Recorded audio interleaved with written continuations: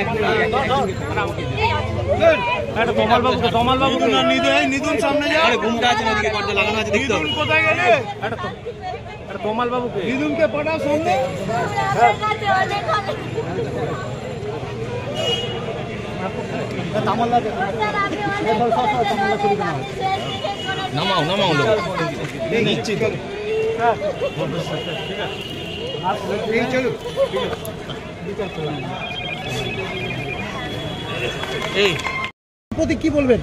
আমার সকালবেলা সেই আর্গুমেন্টই ছিল সেন্টেন্স পয়েন্টে, যে মানুষের আস্থা ফেরানোর জন্য দায়িত্ব আমাদের সবার, এবং অনারেবল কোর্টের পেনে যে জাজমেন্টটা বেরোবে তার উপরে মানুষ তাকিয়ে আছে, তার উপরে মানুষ ভাববে যে সোসাইটিতে যে যেরকম ইচ্ছা তালিবান রাজত্ব চালাতে পারে না, এবং ক্রাইম নেভার পেস। আমি আবার বলছি, এই ধরনের ক্রাইম কখনো ছাড়া যায় না, এবং এই জন্য আমি সকালবেলা অনারেবল প্ল্যানেট কোর্টের কাছে এটা heinous rarest of the rare case বলে সাবমিশন করেছিলাম, এবং অনারেবল কোর্ট এটা মেনে নিয়েছেন ডেফিনেটলি, এবং সেই জন্যই 7 জনের সেন্টেন্স। ডেফিনেটলি তাদের হাইকোর্ট যাওয়ার প্রয়োজন আছে, কারণ আমাদের 366 সিআরপিসিতে ডেথ সেন্টেন্স হওয়ার পর সেটাকে কনফার্ম করতে হয় বাই অনারেবল হাইকোর্ট ক্যালকাটা।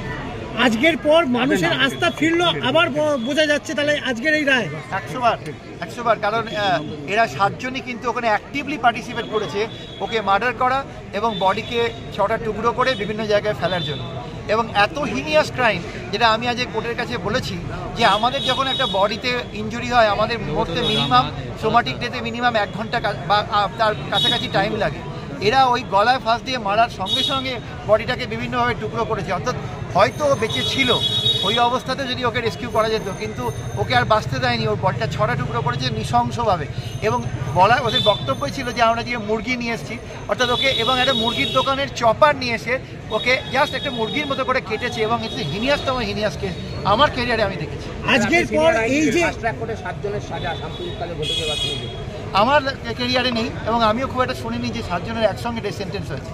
আজকে এই যে ঐতিহাসিক রায়, এটা কি নজির হয়ে থাকবে? আমার তো মনে হচ্ছে একটা অদ্ভুত রকমের অভিজ্ঞতা শিকার হলো, এবং এটা মানুষের মধ্যে একটা কনফিডেন্স নিশ্চয়ই আনবে। আপনার নামটা আরেকবার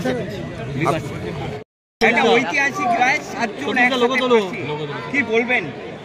বলবো 3.5 বছরের আমাদের লড়াই, আমাদের ইনভেস্টিগেটিং এজেন্সি থেকে শুরু করে প্রসিকিউশন প্রত্যেকেই আমরা পেনস্টিকেনলি মানে 34টা সাক্ষী আমরা করেছি, এবং একটা মেয়ে নিয়ে সম্পর্কটা, একটা মেয়েকে বিষ্ণু ভালোবাসত, এবং অসহায় একটি বাচ্চা ছেলে, অল্প বয়সী ছেলে, তাকে তুলে নিয়ে গিয়ে 9 জন মিলে তারপর তাকে প্রথমে গলায় গামছার ফাঁস দিয়ে মারে, তারপর তার বডিটাকে 6 টুকরো করে। 6 টুকরো করার পরও এদের শান্তি হয়নি, এরা কাটা মাথাটাকে থাপ্পড় মারতে মারতে বলেছে এই মাথাটার দাম কত, এখন দেখো আর কথা বলছে। এরকম একটা হিনিয়াস ক্রাইম, সকালবেলা আমি কোর্টের কাছে বলেছিলাম যে এটা rarest of the rare case, কারণ আপনারা জানেন এখন ডেথ সেন্টেন্স ভারতবর্ষে খুবই কম, এবং rarest of the rare case ছাড়া পসিবল নয়।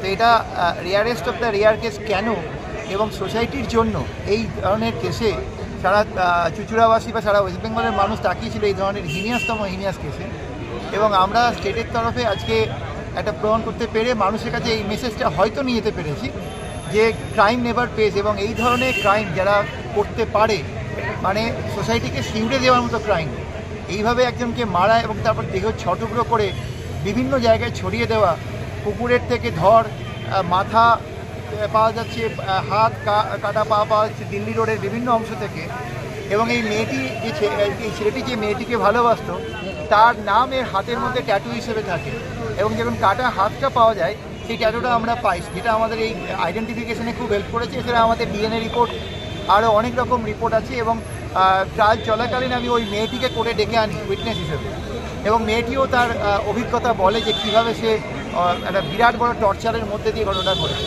তো আজকে যাই হোক, আমাদের এই মামলাতে আমাদের 7 জনের ফাঁসি হলো। একজনের শুধু বডি ডিসপোজাল করার জন্য তার দায়িত্ব ছিল, সে ভোরবেলা ঢুকেছিল শুধু বডিটা ডিসপোজ অফ, বডির একটা অংশ একটা জায়গায় ফেলার জন্য, ওই জন্য মান্তু ঘোষ তার 7 বছরের পানিশমেন্ট হবে। আর একজন রাজসাক্ষী সে আগেই ছাড়া পেয়েছে। হ্যাঁ, আমাদের রাজসাক্ষীর এখানে খুব ইম্পর্টেন্ট রোল আছে। রাজসাক্ষী ওখানে ছিল, সে আমাদেরকে ক্লিয়ারলি বলেছে যে প্রথমে বিষ্ণুকে নিয়ে গিয়ে তার মোবাইল থেকে ওই প্রেমিকার সমস্ত ছবিগুলোকে বের করে ডিলিট করে নেওয়া, তারপর মোবাইলটা কেড়ে নেওয়া, আর তারপরে এই নৃশংস ঘটনা ঘটে গেছে। কীভাবে শাবল দিয়ে, কিভাবে একে মুরগি মানে হিসেবে ট্রিট করে, মুরগি কাটা চপার দিয়ে একে বিভিন্নভাবে কাটা হয়েছে পিস পিস করে। It's one of the heinous case. আমি আজকে অনারেবল সুপ্রিম কোর্টের ব্যাক টু ব্যাক প্রচুর জাজমেন্ট দিয়েছি গত 35 বছরের, এবং অনারেবল কোর্ট নিশ্চয়ই মনে করেছেন যেটা rarest of the rare case, সুতরাং 7 জনের ফাঁসি। যাদের ফাঁসি হলো তাদের নাম হচ্ছে বিশাল দাস,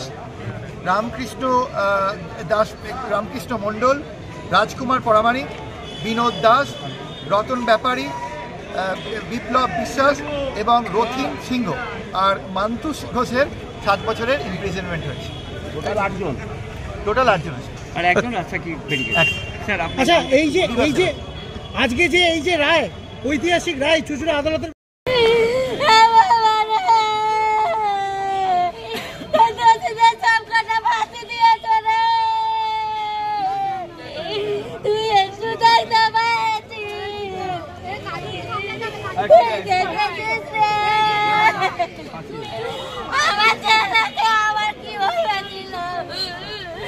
আরে আদি কিছু না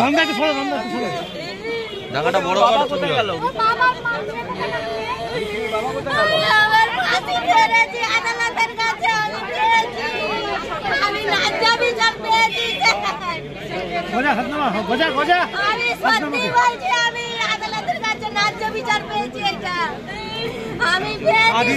হাতটা তুলিস না। আমি স্যারকে জানাচ্ছি ধন্যবাদ। আপনি পাশে যান, পাশে যান। ভাইয়া তো সিধা সব ফাঁসি দিচ্ছে।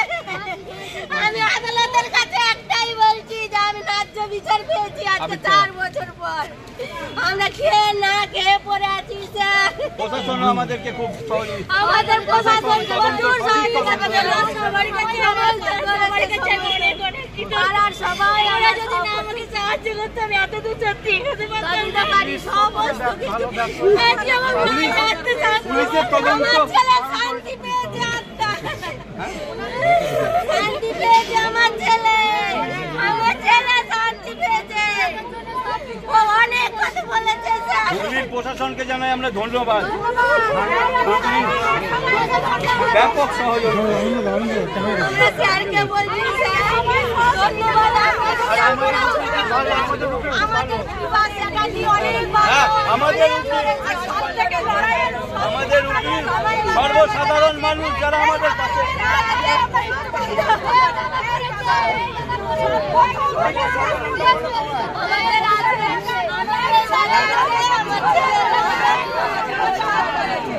সর্বসাধারণ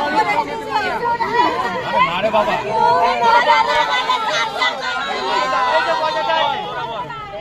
আমাদের আজকে তোমরা বল, আজকে মন খুলে তোমরা বল। না এটা ইয়েকে দাও, স্যারকে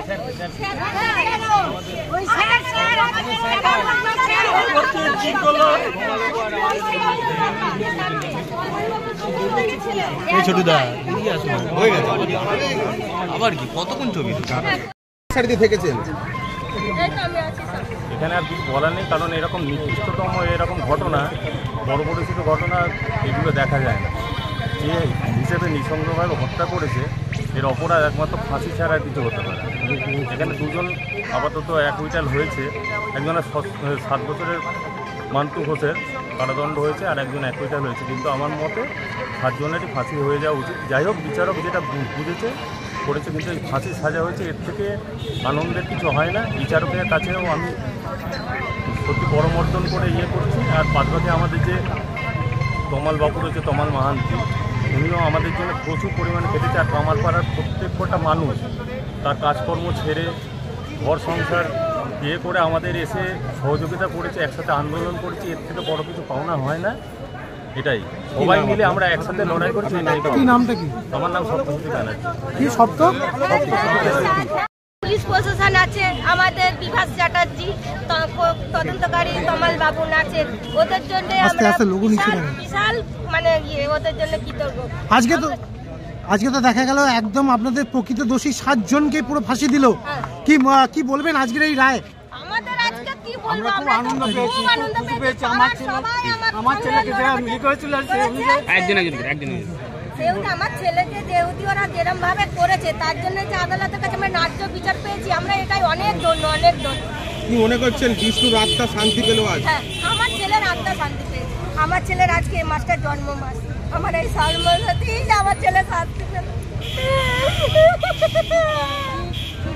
কি নাম আপনার নাম? আপনার নামটা দিদি নামটা? হ্যাঁ, আমার নাম কুঙ্কিমাল। দাদা। আচ্ছা দাদা কি বলবেন? হ্যাঁ বলুন না দাদা। ঝড় বৃষ্টি জল একভাবে পড়েছিলেন আজকের এই রায়? 4টি বছর একভাবে ছিল, ঝড় বৃষ্টি জল পাড়া প্রতিবেশী সবাই ছিল। আজকের এই রায় কি বলবেন? আজকে এই বিষ্ণুর কি আত্মা শান্তি পেল? অবশ্যই আত্মা শান্তি পাবে। দেখুন 4 বছর ধরে আমরা লড়ে যাচ্ছি, আমাদের পাড়ার সবাই, পুলিশ প্রশাসন থেকে শুরু করে সবাই, কেউ কিন্তু হাল ছাড়ি না। আমরা যতক্ষণ না আমরা চেয়েছিলাম যে ফাঁসি হোক, আমি কোনো তো যাবজ্জীবন আমি যাইনি। প্রথম থেকে আমি বলেছি আমি 9 জনকারই ফাঁসি হোক, তার মধ্যে একজনকার 21 খালাস হয়ে গেছে, কিন্তু 8 জনকার অন্তত ফাঁসি হোক। ব্যাস হয়েছে এটা, আমার মন শান্তি, আমার ভাইয়ের আত্মা শান্তি পেয়েছে, আর কিছু না। এর থেকে আনন্দ আর কিছু হয় না আমাদের কাছে। এতদিনের পরিশ্রম মানে আমাদের ডেইলি যখন আমাদের কোনটা ডেট থাকতো, সবাই সকাল থেকে এসে রাত্রে অবধি পড়ে থাকতো, কেউ খেত না, সব না খেয়ে আমরা এখানে থাকতাম। আজকে সেটার লড়াইয়ের সব ফল আমরা আজকে পেয়েছি। আজকে সব থেকে আমাদের দাঁড়ানো সব থেকে আমাদের যে হেল্প করে, মানে আমাকে মনে যদি না জোর দিত, কারণ আমি সেরকম সেই যখন হয়েছিল ঘটনাটা আমার বয়স মাত্র 20 ছিল, তো সেই মুহূর্তে কিন্তু আমার গজা যদি আমার সাথে যদি না থাকতো, আমি সত্যি বলছি আমি এত দূর আমার বাবা বা পাড়া সবাই কেউ আসতে পারতো না। সবাই সাহায্য করেছে আমাকে, সবাই। আজকে আইনের প্রতি কি আবার আস্থা ফিরলো মানুষের? না, আরো যারা দুষ্কৃতী আছে তারা অন্তত ভয় পাবে যে না, আমাদের সরকারও পারে ফাঁসি দিতে, আমাদের সরকারও পারে সাজা দিতে। তারা ওরকম ঘুরে বেড়াতে পারবে না, তারা একটা কাজই করার জন্য 100 বার অন্তত ভাববেই তারা। আপনার নামটা? আমার নাম কাজল মাল। কে হন? আমি সংবাদ সরবরাহ করার জন্য জানাই সংবাদ মহলকে ধন্যবাদ। সংবাদ সরবরাহ করার জন্য সংবাদ মহলকে জানাই ধন্যবাদ। বিচার পাওয়ার জন্য মহামান্য আদালতকে জানাই ধন্যবাদ। বিষ্ণুমাল হত্যাকাণ্ডে সুবিচার পাওয়ার জন্য মহামান্য আদালতকে জানাই ধন্যবাদ। বিষ্ণুমাল হত্যাকাণ্ডের সঠিক বিচারের জন্য পুলিশ প্রশাসনকে জানাই ধন্যবাদ। তদন্তকারী অফিসারকে জানাই ধন্যবাদ। পুলিশ প্রশাসনকে জানাই ধন্যবাদ। সকল সাংবাদিক বন্ধুদের জানাই ধন্যবাদ। আমাদের পাশেও সাথে থাকা সুচুরা সাধারণ মানুষকে জানাই ধন্যবাদ। আমরা জিতেছি, আমরা জিতেছি, আমরা জিতেছি। আমাদের সপ্তশতী বন্দ্যোপাধ্যায় এবং আমাদের সকল রাজনীতির বন্ধুবান্ধব সকলকে জানাই ধন্যবাদ। সকলের প্রিয় কাজে এবং সবাই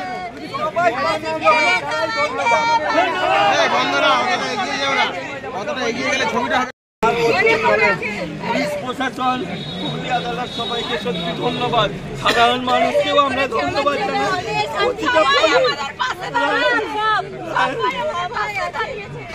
এর জন্য সবাইকে ধন্যবাদ।